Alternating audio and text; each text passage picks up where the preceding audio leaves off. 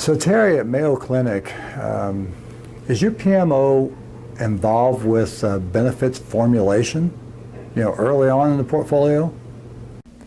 Our ePMO is actually involved with benefits realization and formulation, but what we've done is recognize that it's really the accountability and the responsibility of the project sponsors and the executives to really help oversee that. So we've got a rather decentralized model with a centralized approach to that. And what that means is that every project needs to have a project charter where the benefits are actually documented and actually have metrics associated with them as well. And so we track that at the initiation of the project, and then also through the life of the project through that means, and then at project closure through post-implementation and closure reports.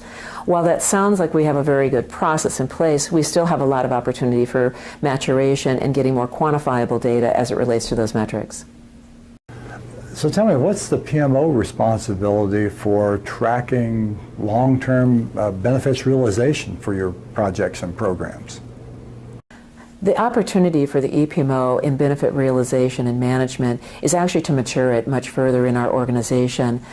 As I mentioned, we have a formal means right now of putting it on the project charter, but where my vision is that we're able to quantify it much more through our EPPM system, so we can actually use it in portfolio management modeling in the future. So it's really getting more mature in that space with much better metrics that we can use for comparability across the projects.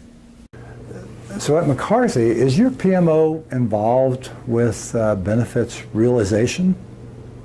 Absolutely, PMO is involved in the benefit realization, and we're involved from the very beginning, from the initiation and starting part of the project.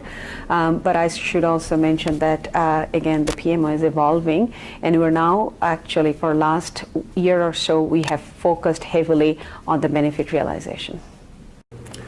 And do you track benefit expectation or benefit delivery or forecast benefit value while the project is underway? Yes, we do. So when we actually form the business case, we do specify the hard benefit, which is the dollar savings, and then the soft benefits as well. And as we progress through the project, we measure them, not like in on a weekly or monthly basis, but in every stage, and especially when there is a change request coming in terms of cost specifically, we do measure the benefit realization that we're still making the business case. Well, thanks, Dahiti. So what's the PMO's responsibility for long-term tracking of benefits realized? So for us, any project we start, we do have, in most cases, a hard dollar savings. And then the PMO reports to the savings to the chief operating officers and our finance team. And those dollar values are taken out of the next year's budget. So that's one of the way we involved. We are actually right now working towards that, how the soft benefits and how we measure even after 6 months or a year after the projects. So have you tied strategic objectives to the organization's realization of benefits?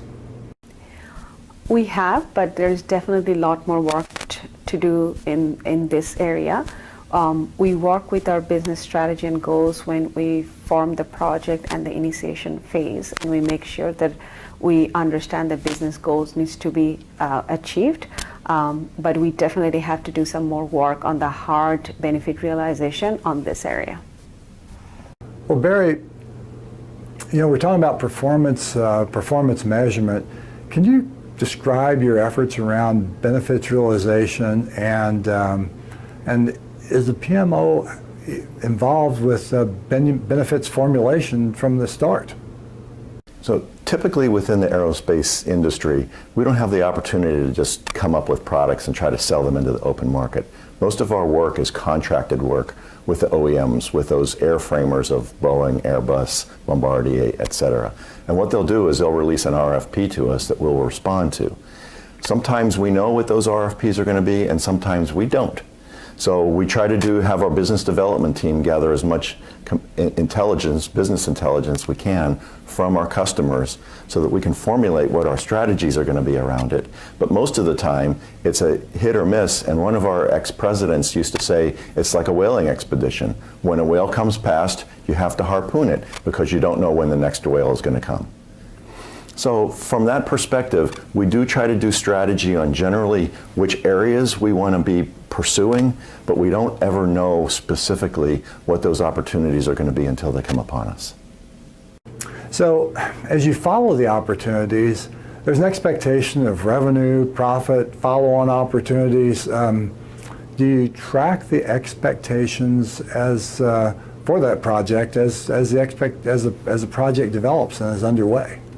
So yes, absolutely. As a matter of fact, we start with a business plan right at the proposal phase, and we develop within that business plan not only what does the development aspects look like and how much that's going to cost us, but we have to expand out and extrapolate what kind of revenue that we're going to generate from that business over the next 25 to 40 years, a typical life cycle of an airplane.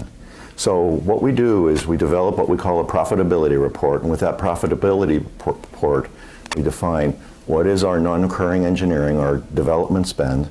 We also determine what is the cost of the product, the cost of goods sold, how much sales revenue we're going to develop over the course of that product line. And then lastly, from that, we can come up with metrics on our return on sales, return on investment, net present value, IRR. Now, those things are baselined at the very beginning of the project. And then on a quarterly basis, we continue to go back and refresh those numbers to make sure, are we meeting the original intent of the project from not only a technical and product development perspective, but from a financial perspective and what we've promised the business and our shareholders.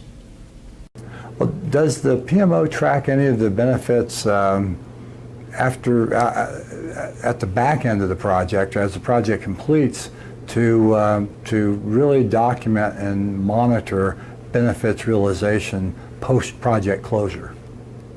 Yes, what we do is we actually track those benefits not only through development, but once it gets into production, we transition it into a production program. And we have development program reviews and we have production program reviews. And those two have different sets of templates that we're interested in the metrics that they're performing to. On the development side, we're looking at schedule and technical risk and costs from the development perspective. But once we get on the production side, we're looking at metrics such as gross margin and how much profit that we're able to make on it, delivery performance, quality performance, and making those customers, meeting the customers' expectations from that perspective.